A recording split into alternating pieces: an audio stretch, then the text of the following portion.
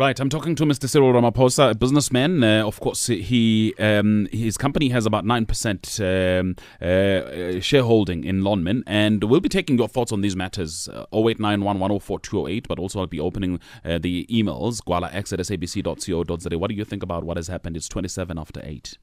Mr. Ramaphosa, I just want to, from a personal point of view, how do you feel at the moment about what has happened? 46 people are dead at Marikana. But just generally, how do you feel about that? At a personal level, I found it devastating, very depressing, and very difficult to deal with. That 46 people died in the era of our democracy. In the past, I've seen people die on the mines, and that was in the apartheid era. And one hoped that we'd seen the back of all those terrible events. But to have had it happen now, it's rather sad. And to have had, people who are not so well paid resorting to these means of articulating their views has been, for me, a very low moment. And then there are fingers of blame pointing at you as an investor. People, of course, are asking this question about African businessmen. Could Mr. Ramaphosa answer the question about what is different about an African businessman? A lot of fingers of blame are pointing towards your direction as an African businessman who has led the ANC, who has led still a leader of the ANC, who has led NUM. You should know the conditions of the workers, and you should be a catalyst for change. That is a fair statement to make. We should expect that those of our own who get into these positions will seek to bring about changes. And we are a minority shareholder in Lonmin, just 9%. And I sit on the board. And when one sits on the board, one articulates the views that are aligned with what would be of great interest to our people. And and some of the good that is being done by the company, which is not known, which is not so well articulated, particularly after this horrible disaster that we've had, happens because they're articulated by some of the black board directors that there are, and there are 3 of us on that board, and we actually are on the side of our people. And quite often you cannot wave a magic wand, and some of these things take quite a while to happen, and change happens on a gradual basis, and sometimes we move forward with a few steps, and sometimes things don't change as you want them to do. And what I'm convinced about is that Lonmin will be a different company after this. Is transformation difficult in the mining sector? Transformation is especially difficult in the mining sector. It is a challenging task, but it is underway. And from now, the government is quite determined to make sure that the mining companies do transform. And I think we are going to see a change step in the mining industry, a change step that we've been calling for. The ANC Youth League and others are suggesting, including some unions, are suggesting that one way to deal with this matter is to nationalize the mines. Well, there is that view, and some of us don't agree with it because the government does its job best, in my view, as a regulator. Precisely what they are doing now, to regulate and to make sure that after this incident there should be a new landscape of doing things in the mining industry. And I'm reluctant on nationalization because when capital calls are made, do we want the state to go and pour down billions of rands in a hole in the ground, and sometimes exploring and find that there is nothing, when that money could have been used for other social needs? It is better for people who take the risk, like we did as Shanduka. We took the risk, and if we lose that money, it's not money that is lost for social needs. But how do you make sure then that people comply with the charters? You actually regulate and you enforce it, and you have the power as the state of granting a license. So the issue of the license is a critical one, and that is the power that the government has. If people don't comply with the conditions that you set out, you just close the tap. You take the license away. And every company that operates in the mining industry should know that there is that risk, that if you don't comply, the license can be taken away. And if that is enforced, we will see more and more regulatory compliance. And even as an investor in this type of business, I would say, yes, I do want my government to regulate very, very closely and make sure that we comply. Let's take some calls. Please put on the headphones for me. We're going to go to the lines then on 0891 104 208. Let's start with Paul in KZN. Hello, Paul. Hi, Kolani. Hi, welcome. I just think, and hi, sir. Hi, Paul. I just think you don't fully appreciate the magnitude of this calamity in Marikana. South Africa expects from you leadership, and you're part of the board in Marikana. And just this morning in this same show, we are saying we are worried more about the settlement costs and the effects thereof. But one cannot expect that from you, Cyril, in a sense that you know the conditions that are there. If you cannot stand up, you of all people cannot stand up and even at this point, agreeing with people, agreed that the costs are high, but in the scheme of things, do you think what those workers, what they were fighting for and what happened there, and they're still being defensive about it? Okay. And I just think it is sad Okay, when Paul. one looks at who you are and what you represent.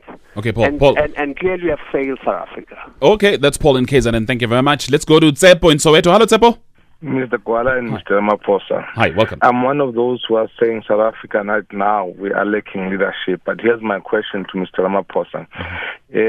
Since now that we know you are a shareholder with Lenmin, your decision with Mr. Malem would really have been different if you were not a shareholder, since he was one of those who are calling for nationalization of the mines.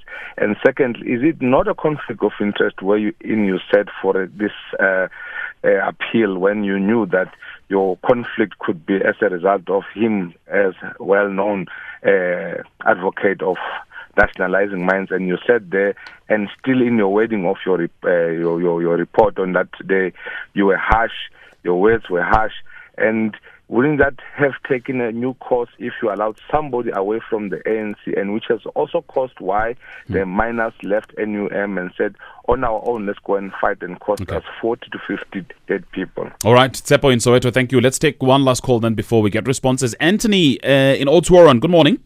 Yeah, hi. Hi. Firstly, just a comment, I think that leadership involves talking accurately about levels of pay and so on. And I don't think enough of the reportage, let's talk about reportage, has done that. I mean, let's talk about the level of pay of miners.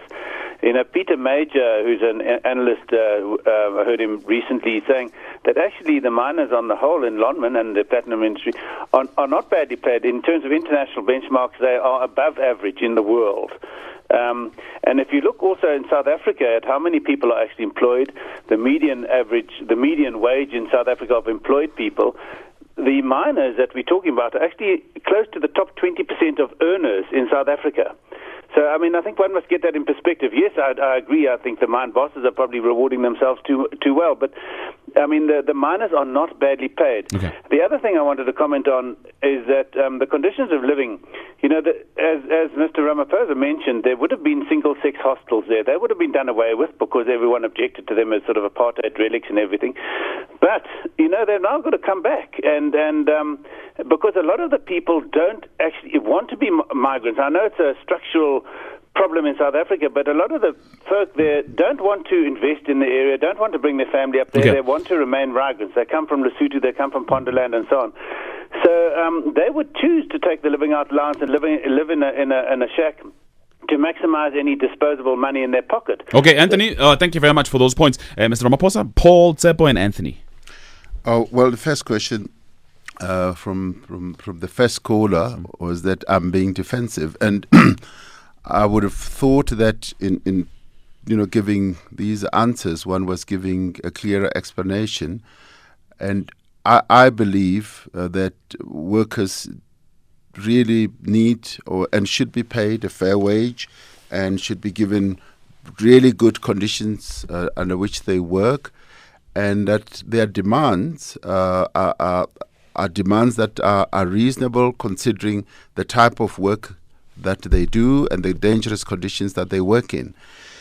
And I'm one of those who say that the living conditions where miners are working should be improved, and Marikana should be a turning point where mining companies don't opt for easy solutions where they say, but having given you a living out allowance, thank you very much, we really don't care much about where you live and how you live. That should change, and we should see a change in the migratory labor system. And in fact, it needs to be completely overhauled. I agree to that. Those workers who want to live on a single basis should be given an option to do so, and should not just be giving a living out allowance. They should be given decent accommodation where the employer has brought them. So they should get good, a good place where they sleep and really good nutrition. And that should be the employer's responsibility. And in this regard, all employers should act collectively, and they should act collectively also in a collaborative way with government. Sure. So But I don't believe I'm being defensive. Yeah, but where he says you're being defensive is he says you're criticizing the wage settlement that was reached on Tuesday, and he says it's the victory for the workers. Why should it be setting a bad precedent, as you say, President? Well, you see, I'm rather articulating what the General Secretary of the Federation that leads more than 2.5 million workers is saying. This is what Vavi said. He says it sets a dangerous precedent. And I'm afraid I have to differ with the caller. I do believe it sets a bad precedent.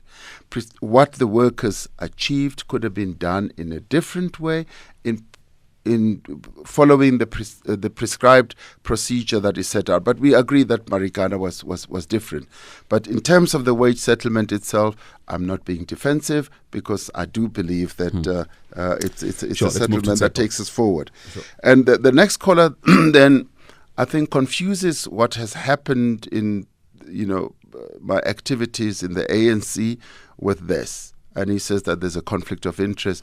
Would I have taken the same decision? And I must say that I don't take decisions. We work as a committee, and there is a structure. And I, being a disciplined member of the ANC, work in terms of all those structures. And I don't think I'd like to get into that case at all and even begin to answer that type of question, because this is about Marikana. So it's got nothing to do with Julius. It's got nothing to do with Julius. And the NDCA case that we handled has nothing whatsoever to do with our shareholding in Lonmin. And the last caller on the migratory labor system, and as I said, it should be the responsibility of the company that brings workers into an outlying area like a mining complex to look after the workers and to make sure that there is accommodation. When the migrant labor system, forced workers into hostels, the employers built those hostels and looked after the living conditions as well as the nutrition of the workers. Right. Now, living out allowance is in the end an easy way out. And we need to review that, and we need to do what is done in other countries. Australia is a very good case in point, where workers are accommodated in outlying areas, and they're given decent accommodation in single quarters, and they're given the opportunity to go home regularly to be with their families. And that is something that needs to be looked at. I'm going to go to the lines again in a minute, but let me read some SMSs first. Jay in Durban says, this is one of the most saddest interviews you've had. There's also another one from Durban that says, deep down in you, you know that you never raised the money for mining, but it was given to you by the ANC. That is why they don't know what to do about Marikana. That's an SMS from Durban. Miles Budu says, I'm humbled by Cyril's subsidized arrogance following his grandstanding during reading his verdict of Malema's demise. That's Miles Budu. Another one says, also, white owners of Lonmin must be invited and asked as well about their involvement. That's an SMS there. It's not signed. Kulegan in Newcastle, though, says, is it true that at one stage of your life you received a scholarship from the Oppenheimer family? Another one says, ask Cyril if he also regrets his 30-room farm. How can Mr. Ramaphosa be blamed? He's a shareholder, not the owner. That's Emma. Can somebody explain what the workers' conditions at African Rainbow Mine or Mvelapande are? What are they paid as well? Says an SMS. Another one from Pumi Qilibe in PE. Cyril rejected non-racialism in PE in the 80s when we invited him and Noom to join us. When and why did he change his mind? Okay, just broadly, if you may, just respond to this, because there are just a lot of SMSs about a lot of different things. Yeah. I never received a scholarship from the Oppenheimers, nor from Anglo-American. My parents paid for my education, and I took a loan, which I paid over a very long time. So that association is completely not true. And about being the saddest interview, I think this is a very sad occasion for all of us. And it gives us an opportunity to reflect. And I'm not going to run away or try to hide from some of these issues. I mean, they have to be faced, and the task of leadership requires that one needs to face up to some of these things and the criticisms as well. So I'm not going to do that. And what are the conditions at Velapanda or African Rainbow Minerals? I don't know. But all I know is that the conditions in the mining industry are not what they should be. That one will admit. Let me read some emails. There's one here from Professor Habib, and we spoke to him a little earlier on. Adam Habib has sent me an email. He says, just coming back to the pricing of platinum, if De Beers could do it for diamonds, it could be done for platinum if the government were to lead. And this is the issue that we spoke about earlier on, about being price takers and price in the issue of the pricing. Obviously, it would have to be balanced as against global demand. But this could be done. Why not bring together wise minds to think through how this could be done constructively? If we don't think outside the box and rewrite the rules, we will not be able to address our challenges. Also, we cannot continue benchmarking executive salaries on a global scale and then do not do the same for the workers. This breeds inequality, polarizes our society, and could ultimately destroy our future. And that's the issue. Pricing, and also the issue of the salaries for the executives, Mr. Ramaphosa. I agree with Habib. I think we should have a debate about South Africa being a price taker on a metal that they control so effectively. Which I think there's an argument to be made for price setting, and we need to look at a whole range of things. And De Beers is a case in point, as Professor Habib says. So there is something there, and I agree with him that we need some wise minds to look at this whole process. With regard to benchmarking salaries, I couldn't agree more. I think salaries do need to be benchmarked. I know it happens in other industry. In the auto industry, it happens. In the paper-making industry, it happens, where you benchmark the salaries of all the workers, right from top executives right to the bottom, where you say, what does a German worker earn doing exactly the same work? What does a worker in Russia earn doing the same type of work? Will it be sustainable, though, for the industry? Because, for instance, let's take the mining industry and use Australia as an example. Miners, they get paid well, and it's a known fact. Can we afford, or can the industry afford? Well, the difference between us and Australia, amongst other things, would be maybe their cost structure is much lower. And in the end, their salaries are higher because they've got fewer workers working in their mines, because they've mechanized. And we are not a mechanized mining industry. And in the end, it results in us employing many more workers than they do.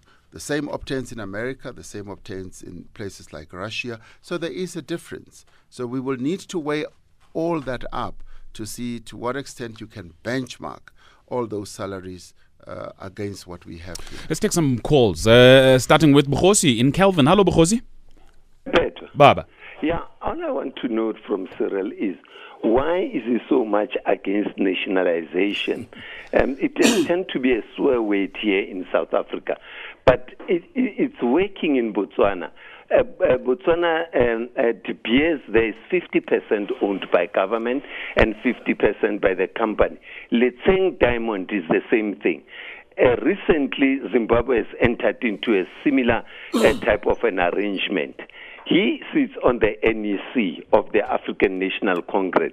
Why is he not having enough influence as a leader to make sure that the ANC black government effectively implements the mining charter Okay, Bukhosi. and corrects the living conditions of the people in the mines. Okay, thank you very much, Bukhosi and Calvin. Let's go to Sebastian in Cape Town. Hello, Sebastian. Yes, good morning to you both. Hi. Just regarding the comparisons with Australia which have been raised, there was a mining expert on one of the morning programs very recently who said the Australian miner gets well over $100,000 per year. The New Zealand miner gets $80,000 per year. Even if our miners get the 12,500 rand that they want, and I'm not sure that they've got it, they are getting $18,000 a year. I mean, the difference is horrendous.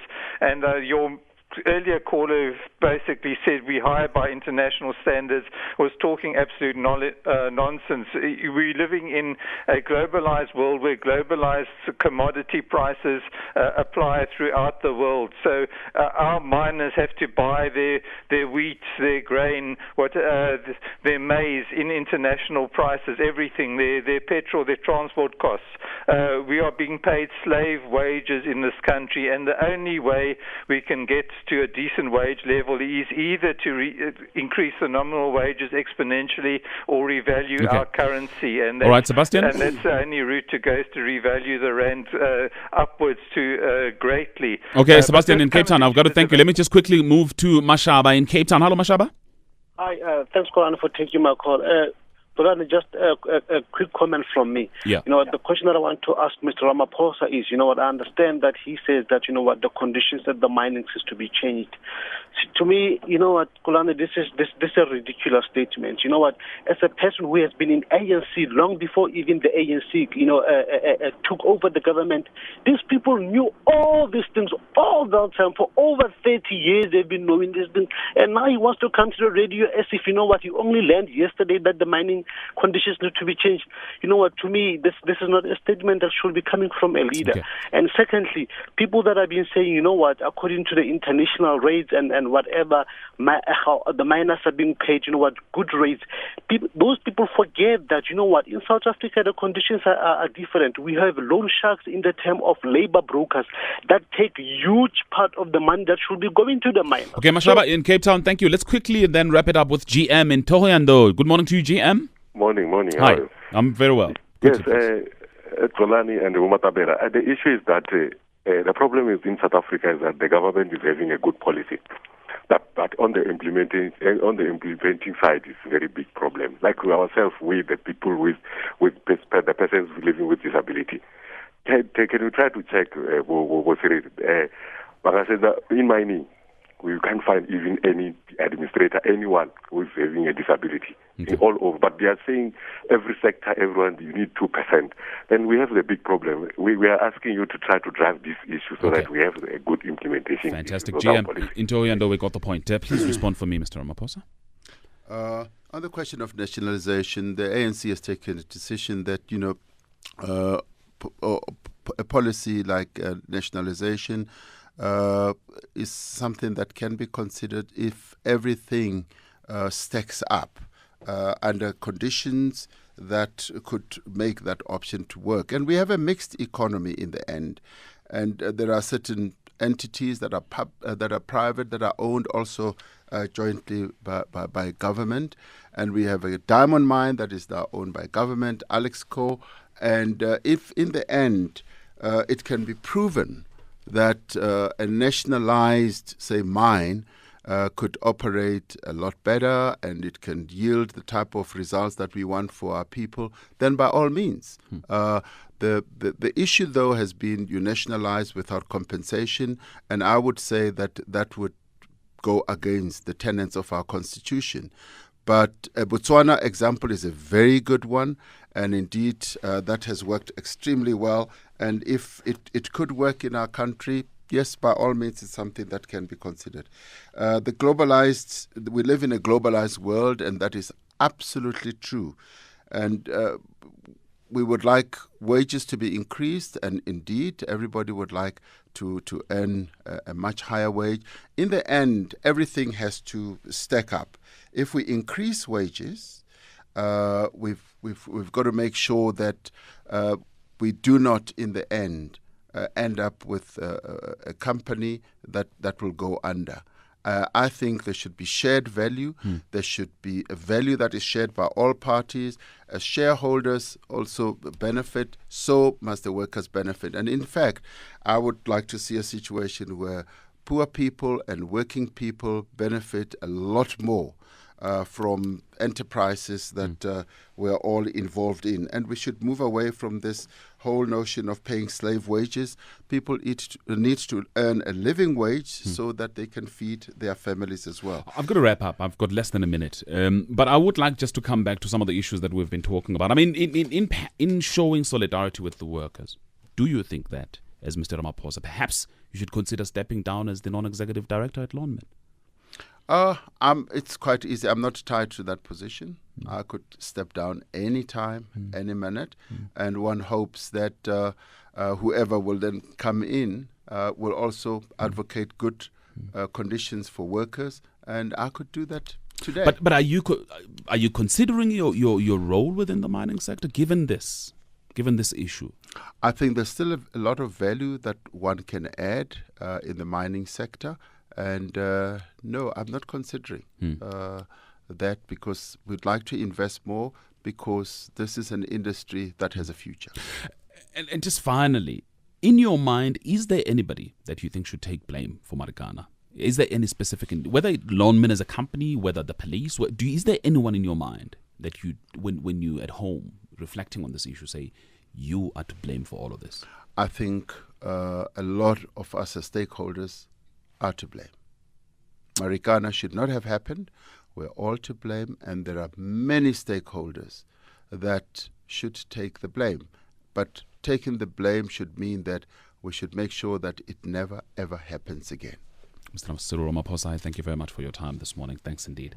Thank you very much for listening to the program. Thanks for all the SMSs, emails as well. Thanks to the team who put it all together for us today. Producers Bongile Nhlapo, Mabubuluga, Tracy Boomgard, and Wisani Makubela. Senior producer Lungile Mabaso, technical producer Mark Prela today. Forum at 8 producer Jake Mugoma, chief producer Botsidokoto, executive producers Bosi Chane and Obrisichi. Olani Gwala will be back again for you then tomorrow, 6 to 9 here on SAFM, South Africa's news and information leader. It is 9 o'clock, and that means time for Morning Talk. Cheers.